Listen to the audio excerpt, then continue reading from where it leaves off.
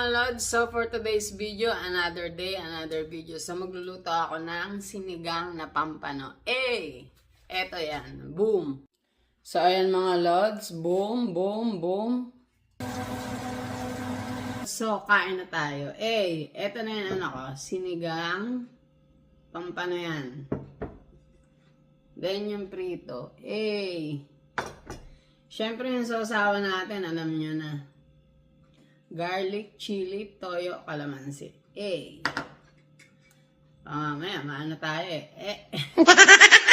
So, wag kakalimutan yung mga bawang mga lods. So, first bite.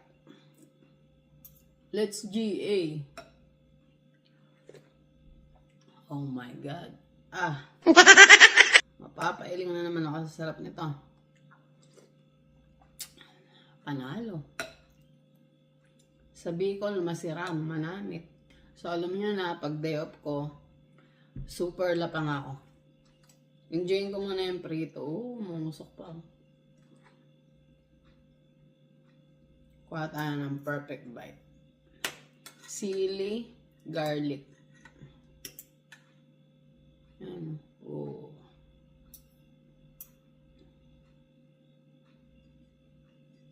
Ito yung pinaka-perfect bite.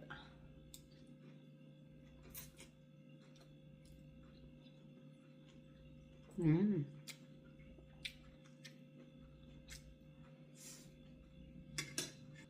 natin nalagyan ko ito ng pok choy, spring onion, saka meron tong okra.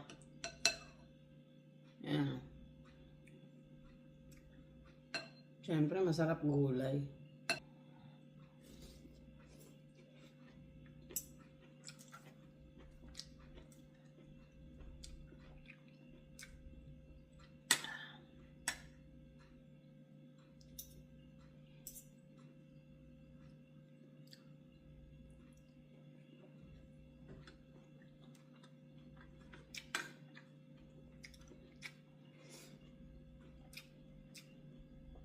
Maanghang. Pinaglalaban na naman ako.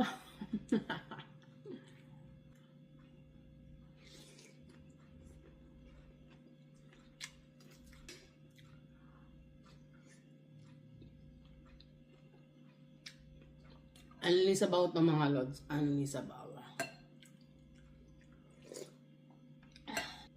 Kita nyo naman, ayan, puro snow na naman. Napakalamig. Kaya paano hindi ka lagi magsasabaw dito? Napakalamig sa Prince George. Ano pa kaya yung ibang panig ng Canada? Ibang lugar.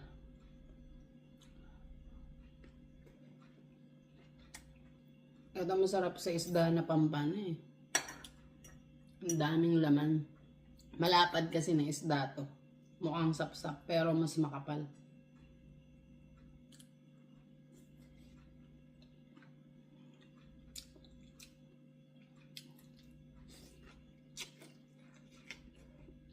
So, baliktaran na natin mga lods. Laki. Ito ang the best na kapartner ng sabaw. Prito.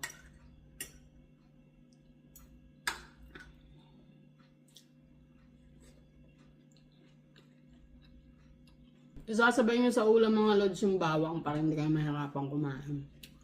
Tapos yan, ikakat nyo ng manipis. Manipis lang.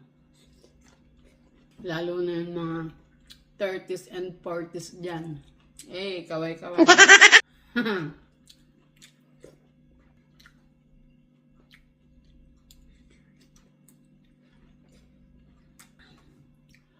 Papa ang sabaw.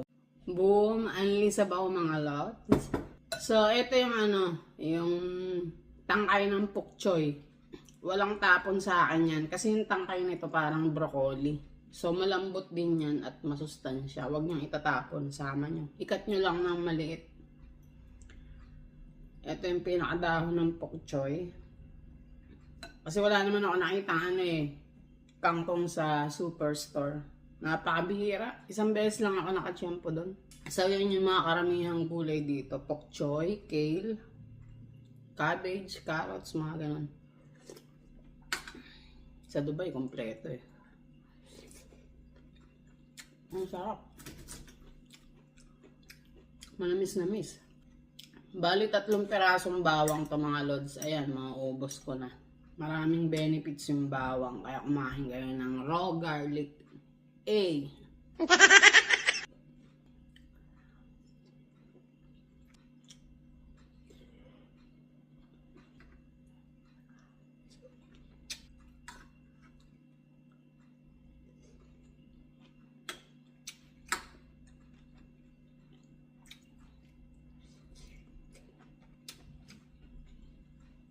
Sa aginis ako itong mga lods sa ano. Sibuyas, bawang, luya. Tapos maraming kamatis. Kailangan bago nyo lagyan ng tubig, i-make sure na yung kamatis yung durog na siya. Ano yung magiging resulta? Ayan. Magkukulay orange yung sinigang nyo. Mas malasa, mas masarap.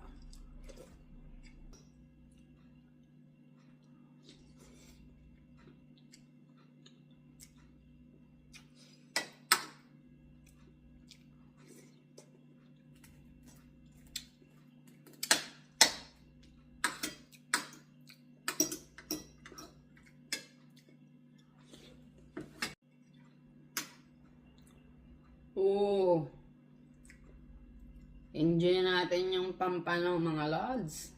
Mga marites. Kasi itong mga marites na to, nanonood pero hindi nagla-likes.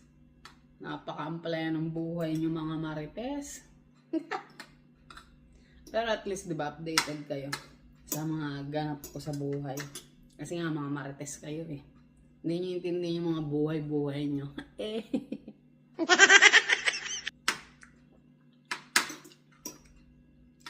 At least makakuha kayo ng idea paano ko lutuin yung mga menu ko, diba?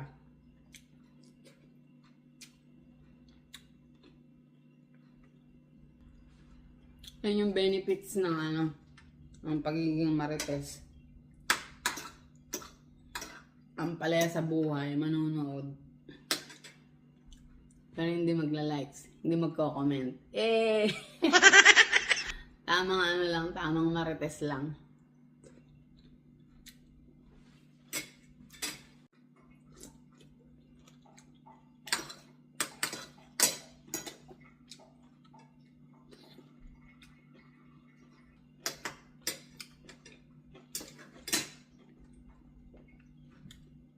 Boom!